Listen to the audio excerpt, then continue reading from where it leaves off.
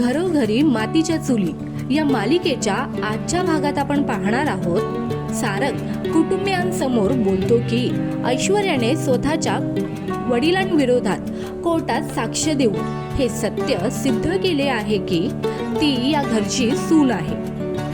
त्यामुळे आपण सर्वांनी ऐश्वर्याचा स्वीकार केला पाहिजे.